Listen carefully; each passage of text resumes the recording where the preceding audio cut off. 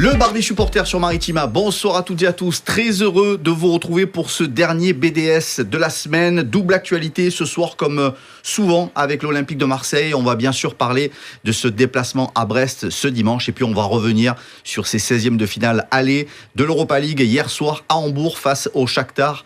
2 buts partout entre l'Olympique de Marseille et le Shakhtar. On va en parler avec l'équipe du BDS, Jacques Bail et Enzo Buonalana. Aujourd'hui, à mes côtés, salut mon Jaco. Salut les gars. Salut Enzo. Salut à tous. Je vous ai écouté tous les deux dans le débrief hier soir. La première question, elle est toute naturelle. C'est la première question que tu as posée d'ailleurs à Steph Martins. Est-ce qu'il faut être satisfait de ce match nul obtenu à l'extérieur en Ligue Europa ? Ou est-ce qu'avec le scénario du match, c'est tout autre ? Comptablement, on peut dire que c'est un bon résultat parce que c'est un match nul, c'est à l'extérieur. Il y aura un match retour à domicile dans un stade qui sera rempli derrière et les supporters derrière leurs joueurs. Après, si on parle un peu plus de contenu, il y aura beaucoup à dire. Je pense qu'on va en parler aussi dans le bar des supporters. Mais quand on regarde le scénario du match, encore une fois, l'OM n'est pas arrivé à garder un résultat. Encore une fois, manque de concentration, manque des erreurs bêtes que les Marseillais ont commises et malheureusement sont fait égaliser 2 fois.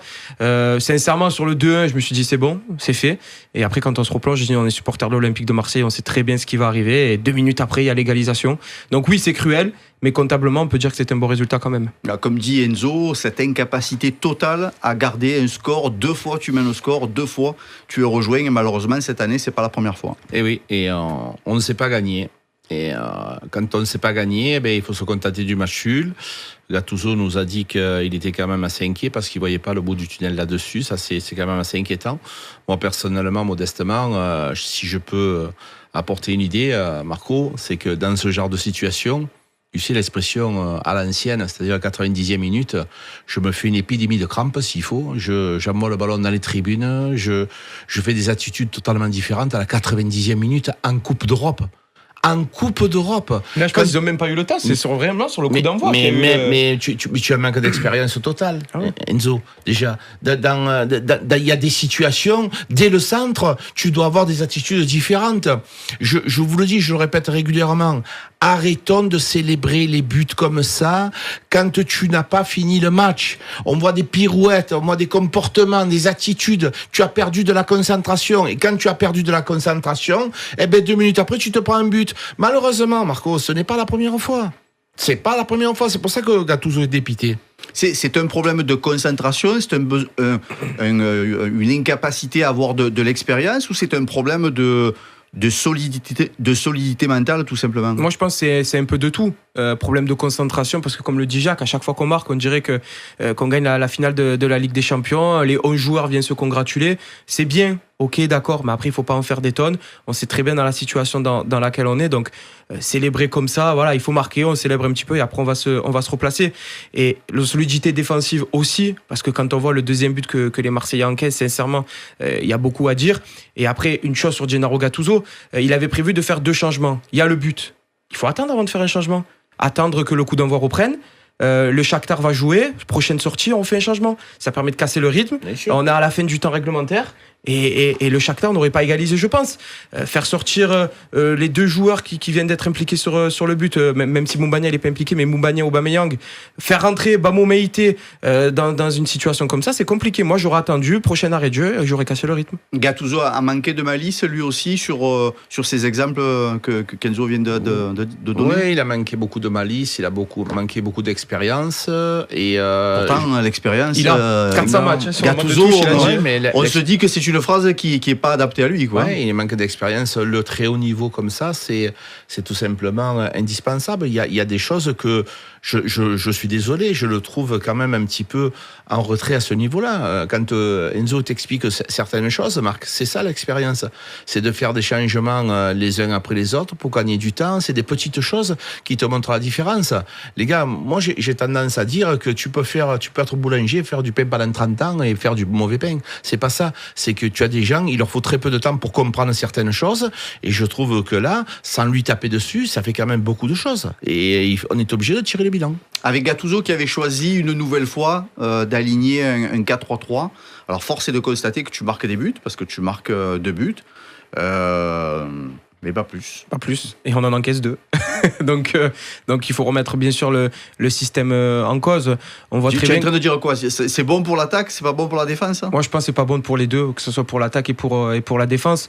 On va prendre un exemple. Samuel Gigot, on sait très bien qu'il ne sait pas défendre dans une défense à 4. On le voit, Jacques le répète à chaque fois. Il dézone tout le temps, il est beaucoup trop haut. Il a plus l'habitude de jouer dans une défense à 3 où il sait très bien qu'il peut avoir un peu plus de liberté. Et après, offensivement, on l'a encore vu hier, Moumbagna, il est beaucoup trop esselé.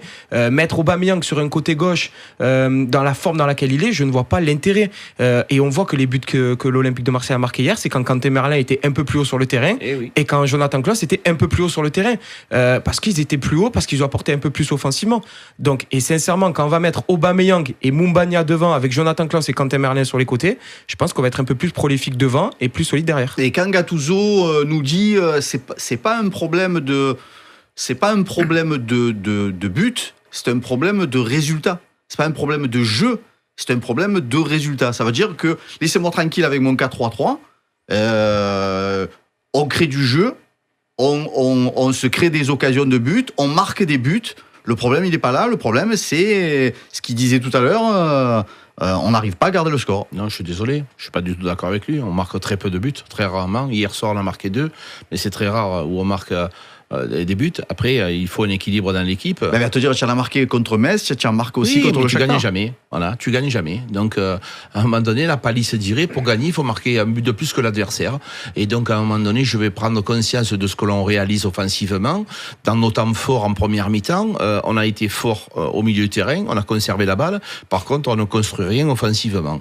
Et quand tu as les apports offensifs de Klaus et de Quentin Merlin sur les couloirs, eh ben, ça te permettrait, si tu avais 2 attaquants, des possibilités supplémentaires à marquer des buts. Alors, on insiste régulièrement. Lui, il insiste de son côté. Et encore une fois, c'est le patron de l'OM. Nous, on n'est pas les patrons de l'OM. On est modestement des suiveurs de l'OM.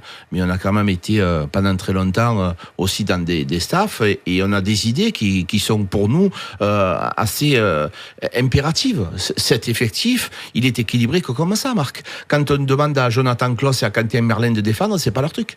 Voilà, c'est des joueurs qui ont besoin d'espace, c'est des fameux pistons, et là tu leur mets dans un système où ils sont obligés de défendre. La possibilité de voir Gigot dézonner comme ça régulièrement, tu te trouves souvent en déséquilibre. On a tapé sur Balerdi parce qu'on dit régulièrement il défend, il regarde à droite, il regarde à gauche. Mais bien sûr, il regarde à droite, à gauche, parce que Gigot il est jamais là où il faut. Donc je veux bien avoir un système. Et il faut que tu aies les joueurs pour, et il faut que les joueurs quand tu les positionnes, ils respectent le système que tu as mis en place. Et là, on ne le respecte pas. On gâche tout par des erreurs d'inattention. C'est ce que déclarait Amin Harit à la fin du match. Oui, des erreurs d'inattention, mais après, je pense qu'il ne faut pas se cacher derrière ça. En ce moment, ce n'est pas des erreurs d'inattention qui font que l'Olympique de Marseille ne gagne pas ses matchs. C'est plus un problème collectif. Moi, je le vois comme ça, que ça soit les joueurs, que ça soit Gattuso, que ça soit la direction, c'est un tout en fait. C'est un tout qui fait que l'Olympique de Marseille en est là aujourd'hui. Hier, c'est pas un problème d'inattention qui fait perdre le match à l'Olympique de Marseille. C'est juste des choses. Quentin Merlin qui se retrouve 2 contre 1 à la 95e minute, je ne comprends pas. Je ne comprends pas. Où est Pierre-Emerick Aubameyang ? Bon, il était sorti, pardon. Mais où est l'excentré gauche qui doit venir défendre avec Quentin Merlin ? Il n'y est pas. Donc automatiquement, Quentin Merlin se retrouve 2 contre 1. C'est important l'équilibre. On appelle ça des couvertures. Quand tu as un joueur qui prend le couloir, tu dois avoir des couvertures. Quand tu as en phase défensive, tu dois avoir les offensifs qui viennent couvrir, surtout à la 90e minute. Donc quand tu les regardes attentivement, il y a beaucoup d'erreurs. Marc, le football de haut niveau, c'est un amoncellement de détails. Et quand tu ne respectes pas certains détails, eh ben, tu le payes cash. Tu peux pas, on le dit régulièrement, on est supporter de l'OM, on adore l'OM, mais il faut pas se cacher derrière ça. Il y a un moment donné où il faut prendre conscience et il y a plein de choses qui ne vont pas. Et je trouve qu'on a attendu trop de temps pour les mettre en place, pour signer le signal d'alarme. On a parlé de la CAN, les joueurs absents, pas absents, les blessés, pas les blessés. Mais les gens, ils regardent le résultat, ils regardent le match. Quand toi, tu es avec ta famille, tu regardes le match. Peut-être que les gens qui sont autour de toi, ils savent pas que l'autre, il est blessé, il est suspendu. Ils s'en foutent de ça. Ils viennent voir l'OM gagner, ils ont mis le maillot, les petits, ils viennent voir l'OM, ils ont la perruque et ils voient ça. Donc, ce qui est derrière, c'est la responsabilité du staff et de la direction de l'OM. On attendait beaucoup de certains joueurs qui a livré une copie correcte qui est passée un peu au travers de ces 16e de finale aller. Copie correcte en termes de joueurs décisifs, on peut dire Pierre-Emerick Aubameyang parce qu'il est buteur, il est passeur, mais après dans le jeu, voilà, c'est toujours le néant, mais on peut rien dire. Sa note, c'est efficacité. 5, 6, voilà, efficacité. Voilà, bravo à Pierre-Emerick Aubameyang. Et après, c'est que des joueurs défensifs. Balerdi, encore une fois, c'est le défenseur. J'en parlais hier dans le débrief, c'est taille patron. Encore une fois, il tient la défense de l'Olympique de Marseille à lui tout seul. Et Geoffrey Kondogbia au milieu de terrain qui a apporté beaucoup de sérénité. Mais tous les débriefs, tous les bars du supporter, Marc, on le sait, les joueurs qui ressortent, c'est des joueurs défensifs et pas des joueurs offensifs. Jaco, on est content quand même de signaler le bon retour de blessure de Kondogbia qui nous a fait du bien hier soir. Mais heureusement, parce qu'au niveau milieu, ça a été quand même difficile et on avait besoin d'un milieu défensif et il a fait de fort belles manières. Quand tu reviens d'une blessure, c'est jamais évident. Surtout que la blessure, elle a quand même été assez longue, assez ennuyeuse et il a tenu la baraque. C'est vraiment le mot qui lui correspond. Hier soir, il a tenu la baraque. Personnellement, je pense que pour moi, ça a été un de ses meilleurs matchs sous le maillot olympien. Est-ce que ce score, même si on est un peu dégoûté du scénario et qu'on espérait effectivement ces 3 points de la victoire, est-ce que ce score de 2 buts partout face au Shakhtar, il nous donne quand même un petit peu de confiance avant le match retour au Vélodrome? Ah oui, sincèrement, si on regarde le match encore une fois, on s'est dit l'Olympique de Marseille a toutes ses chances de se qualifier sur le match retour. Et quand on regarde les autres clubs français, l'OM c'est l'équipe qui a fait le meilleur résultat. Finalement, Rennes est allé perdre 3-0 au Milan AC, Toulouse s'est incliné 2-1 et là ça fait 0-0 mais à domicile. Donc l'OM encore une fois était le club hier soir qui a livré la meilleure prestation. Donc oui, ça reste quand même positif pour le match retour. On a parlé un petit peu des notes positives au niveau des joueurs. Qui est passé vraiment au travers hier soir? Il y a des joueurs qui ont été encore une fois transparents. Le premier de tous, c'est Amin Harit. Parce qu'Harit, on sait ce qu'il est capable de faire là. Alors oui, la blessure, pas la blessure, revient ça, mais je te le dis, nous, les supporters, ils s'en foutent de ça. Aziz Ounahi, insuffisant complètement. Là, tu sais, à l'école, on le dit régulièrement dans la marge. En rouge, j'aurais écrit insuffisant, complètement insuffisant. Après, moi, je trouve que Klose, même s'il a été bon offensivement, défensivement, il nous met en grand danger. Et tu dois quand même en prendre conscience de ça. L'erreur, elle a été commise. Tu parles de ça principalement pour la grosse boulette qu'il fait. Il y a pas eu que ça. Il y a pas que ça. Au niveau de la couverture derrière, il prend trop le couloir offensivement et il a du mal à revenir derrière. Il met un déséquilibre complètement à la défense. Donc, il faut qu'il prenne conscience de ce qu'il doit apporter dans cette défense à 4. Ce mec-là, il a été piston pendant très longtemps. Et quand d'un coup tu le mets en défense à 4, ça demande beaucoup plus de rigueur défensive. Et là, je le trouve en difficulté au niveau du placement. Hormis la boulette, dans l'ensemble du match, il a fait un très bon centre, c'est une passe décisive avec une galette, l'a dit Aubameyang. Mais offensivement. Mais offensivement. Donc, défensivement, c'est dur. Marc, il n'était pas fou, Didier Deschamps. Quand il est en 2022, quand il repasse à 4 pour la Coupe du Monde, qu'il ne le sélectionne pas parce que pour lui, il n'avait pas les capacités de défendre. On le voit à l'heure actuelle. Alors, Didier Deschamps le voyait. Nous, modestement, on a quelques observations et on peut faire quelques suggestions remplies d'humilité. Comment se fait-il par rapport à tout le descriptif que vous me faites depuis tout à l'heure? Les défenseurs centraux sont plus à l'aise en défense à 3. Samuel Gigot dézone trop. Les 2 pistons sont plus à l'aise dans la dimension offensive que dans la dimension défensive. Ça renforce vraiment la nécessité absolue de passer à 5. Et rajoute à ça les deux offensifs, c'est-à-dire deux numéro 9, qui un derrière l'autre ou un à côté de l'autre, et tu verras que ton équipe elle est plus équilibrée. Alors on insiste lourdement peut-être. Gattuso s'agace avec ça. Je pense que même la direction lui a demandé, parce que je l'ai trouvé avant-hier en conférence de presse un petit peu agacé sur le sujet. Il en a un peu marre, mais force est de constater que quand on fait ce système-là, on est plus performant. Donc je te le dis, Marco, têtu c'est bien, obtus non. Il faut savoir de temps en temps se rendre à l'évidence, et je t'ai dit régulièrement, à partir du moment où tu n'as pas les résultats, si tu fais un 4-3-3 et que tu as des résultats, tu fais fermer la bouche à tous tes détracteurs. Tu dis voilà, moi j'ai changé, vous voyez que ça marche comme ça, je vous ai entendu, et moi je préfère ça, et ça marche. Là, ça ne marche pas. Encore que, si je suis l'avocat de Gattuso, je dis, attention les gars, hier soir c'est quand même un très bon résultat. Le match à l'extérieur, c'est un match nul à l'extérieur, c'est un bon résultat. Mais c'est le scénario qui nous gêne à tous. Oui. On va revenir effectivement sur ce match retour Shakhtar Olympique de Marseille, OM Shakhtar au Vélodrome, ça sera jeudi. D'ici là, bien sûr, les réalités de la Ligue 1 qui sont de retour dimanche soir avec ce déplacement à Brest, match ô combien important. On rappelle les enjeux. Brest est 4e avec 37 points, l'Olympique de Marseille est 8e avec 30 points. Si Brest s'impose dimanche, tu mets l'OM à 10 points des places qualificatives pour la Champions League. Et on pourra dire adieu à la Champions League, pour moi. Et attention, parce que ça va pas être un match évident. À Brest, à Francis-Leblé, le stade va être plein. Ça va sûrement être, comme d'habitude, quand l'OM se déplace, le match de l'année. On sait très bien que Brest, ce n'est pas une surprise s'ils sont à cette place-là. Il faut souligner le très très bon travail d'Éric Roy depuis qu'il est arrivé à Brest. Il y a de très bons joueurs. Hugo Magnetti, c'était Marseillais. Il est titulaire indiscutable. C'est peut-être un des meilleurs milieux de terrain offensifs de cette Ligue 1. Pierre Lesmelou, également, qui est tout le temps très très bien noté, qui est en plus décisif devant les buts. Le seul petit point positif, on va dire, c'est que leur gardien titulaire, Marco Bizot, n'est pas là dimanche. Tu te rends compte ce qu'on est en train de dire, les gars? C'est la réalité. Oui, c'est la réalité. Pierre Lesmelou. J'ai l'impression, il sort de la lune, le mec. Il est en train de dire attention à Pierre Lesmelou. Toi, les supporters de l'OM, champion d'Europe, attention à Pierre Lesmelou à Brest. Oui, mais excusez-moi. Moi, demain, si je suis entraîneur de l'OM, j'ai un autre discours. Ça me rend fou, ça. Quand on parle du recrutement de l'OM, les gars, sur le papier, on est quand même meilleur que Brest.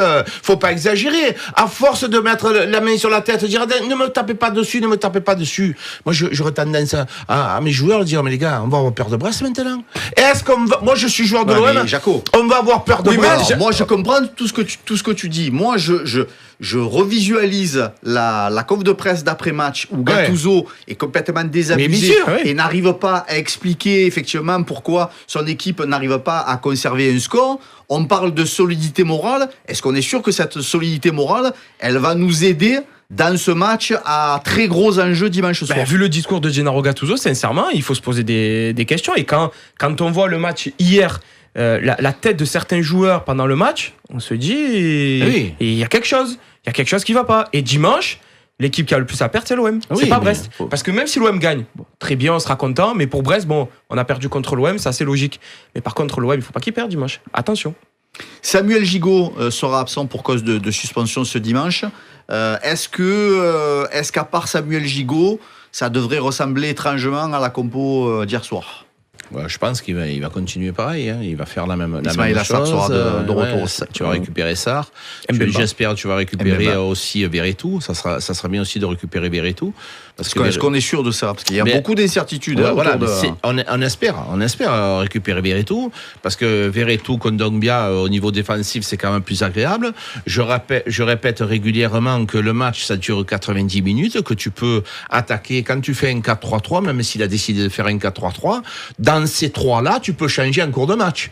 Et tu peux faire une vocation offensive. C'est-à-dire, si je mets Verretou, Kondogbia et Harit, si après je change et que je mets Verretou ou Kondogbia en pointe basse et je mets Unai Harit, je peux changer en cours de match mon système de jeu tout en étant en 4-3-3. C'est les hommes qui font la différence du 4-3. Ça, on a tendance à l'oublier régulièrement. Donc, sincèrement, moi, ce que j'ai besoin, c'est avoir un état d'esprit. Quand il parle de ses joueurs, c'est lui qui doit mettre la tonalité, qui doit, dans ses causeries, il doit persuader ses joueurs. Donc, avoir un état d'esprit conquérant à Brest, c'est essentiel. Tu parlais de Pierre Lesmelou, tu parlais d'Hugo Magnetti. Comment il faudra jouer contre cette équipe de Brest qui est surprenante depuis le début de la saison? Il faudra jouer sans complexe. Il faudra être sûr de nos armes, même si en ce moment c'est compliqué. Il faudra y aller avec l'envie de gagner. Jacques le disait, il faut que d'abord Gennaro Gattuso, dans son discours, dans sa causerie, mette les bons ingrédients, parce qu'il voit que son équipe, et même lui, quand il nous dit en conférence de presse qu'il ne sait pas comment faire, c'est dur à entendre, mais c'est la réalité. Comme déclat. C'est compliqué à expliquer aussi. Et après, je pense que ça va être le premier quart d'heure qui va être le plus important. Je pense que Brest, avec sa fougue, va essayer de mettre un maximum de pression sur les Marseillais. Il va falloir laisser passer l'orage. Et après, ça sera aux Olympiens de faire la différence. Et tu sais, moi, je lui dirais à mes joueurs, j'ai des gars, Hugo Magnetti, mais il a la photo du stade de Vélodrome dans sa chambre. Oui, c'est un Marseillais. C'est un Marseillais. Le mec, il rêve de l'OM. Et il a marqué au Vélodrome. Et vous êtes l'OM. Donc c'est ça qu'il faut remettre en place, les gars. Il faut remettre l'église au milieu du village. C'est-à-dire que c'est l'OM qui doit être favori dans cette situation. Attention à Brest, attention à ceci, attention à cela. Mais il faut faire attention à tout le monde, Marco. Quand il est venu Metz, attention à Metz. Hein. Non mais contre qui il faut pas... oui, il faut pas faire. Il faut qu'on fasse attention à tout le monde. Tu fais attention contre les plus mauvais du championnat. Quand on fait les déclarations du CIL, si on commence à avoir peur de Metz. Voilà, mais nous, et à l'arrivée, ça fait chaloir. Mais Marco, nous, on n'est pas dans les vestiaires. Nous, on parle comme si on était dans le discours du coach. Dans les tribunes. Voilà, non, mais même si je suis le discours du coach, c'est ça dans la causerie d'avant-match. Je te dis ça, je dirais à mes joueurs, mais les gars, je vais avoir peur de Metz, moi, entraîneur de l'Olympique de Marseille. On va avoir peur de Pierre Lesmelou, là. Non, mais voilà, mais qu'est-ce que c'est, Lesmelou, avec tout le respect que je lui dois. Mais c'est terrible. Tu vas mettre le doublé, on va mettre Lesmelou. Moi, je viens pas lundi. S'il vient le doublé, je viens pas. Il va t'envoyer un message. Mais rien que le nom, les gars. Pierre Lesmelou. Allez, on termine avec les pronos. Enzo. 2-1 pour l'OM. 2-1 pour l'OM. Jaco. Il faut leur mettre le feu, les gars. Une bonne fois pour toutes, régalez-moi en bas. Allez, 3-1 à Brest. Vous n'êtes pas bon au niveau des pronos. Depuis un moment, vous n'en mettez pas une dedans. Que j'entends c'est ce dimanche. C'est ce dimanche. 3-1. Karim avec son Kawé. Sous la pluie à Brest, ça va. C'est pas s'il va pleuvoir. Attends. Oui, c'est sûr. Il fait jamais soleil. C'est sûr. Allez, Shakhtar, OM Shakhtar, ce sera jeudi et d'ici là, vous l'avez compris, dimanche soir, ce sera ce déplacement à Brest. Vous avez gagné d'ailleurs toutes vos places pour le match retour de l'Europa League. Toi, tu n'as rien gagné du tout. Et la semaine prochaine, on fera gagner les places pour OM Montpellier dimanche prochain. Merci les copains, c'est tout pour ce soir. La soirée foot, bien sûr, dimanche à partir de 20h45, prise d'antenne 20h15. Un match à vivre en direct sur Maritima. Merci Jaco, merci Enzo. Merci. Bon week-end, bon match et à lundi.